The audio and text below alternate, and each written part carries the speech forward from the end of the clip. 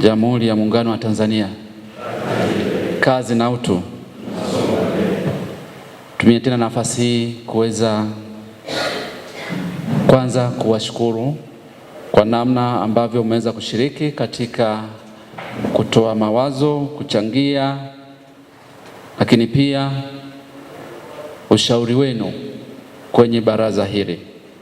Niwashukuru mkurugenzi pamoja na wataalamu wote kwa namna ambavyo wameweza kushiriki kutoka ushirikiano katika kutoa ufafanuzi na ufumbuzi mbalimbali wa hoja ambazo ziliibuliwa na waheshimiwa madiwani katika halmashauri yetu kwenye baraza letu hili. Lakini pia nitumie nafasi hii kuweza kushukuru katibu tawala wetu kwa ushauri wako na uwepo wako kwenye baraza hili. Kama nilivyosema pale awali kwamba sisi kama baraza tumepokea ushauri na maelekezo ya serikali kama ulivyoweza kuyatoa, na tunaahidi tutatoa ushirikiano kwa ajili ya kuweza kuyatekeleza kwa maslahi mapana ya wananchi wa halmashauri yetu ya Rungwe. Waheshimiwa madiwani, kwenye moja ya ajenda ambazo ziliwasilishwa kwenye baraza letu, taarifa ya mrejesho wa bajeti ambayo sasa tumeanza kuitekeleza kuanzia tarehe 1 ya mwezi wa 7. Tulikuwa na baadhi ya miradi ambayo inatekelezwa kwa kutegemea wahisani.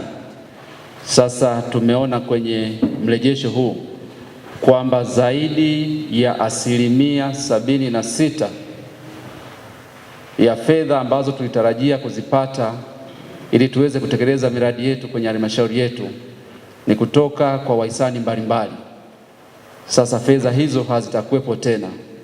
Kwa hiyo tuna kazi, naomba nitoe rai kwamba tunayo kazi sasa, tutoke kila mmoja kwenda kutimiza wajibu wake, kuhakikisha kwamba kila mmoja kwa nafasi yake kwenye eneo lake tunasimamia ipasavyo kwenye ukusanyaji wa mapato ili tuweze kufikia malengo ya utekelezaji wa miradi yetu ya maendeleo, tuweze kuziba lile pengo ambalo fedha hizo hatutazipata kwa mwaka huu wa fedha.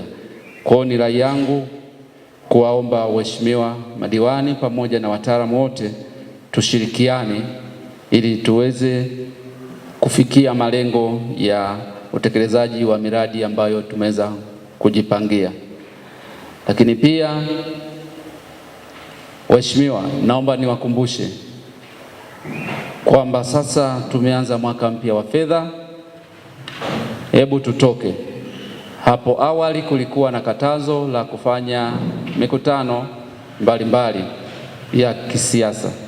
Sasa kwa mujibu wa taarifa iliyotolewa na serikali kwamba sasa tumeruhusiwa, sasa niwaombe tutoke twende tukafanya mikutano tukisikiliza kero kutoka kwa wananchi, lakini pia tutoke tukaeleze mipango mbalimbali ya serikali yetu kwa ajili ya wananchi tunaowawakilisha.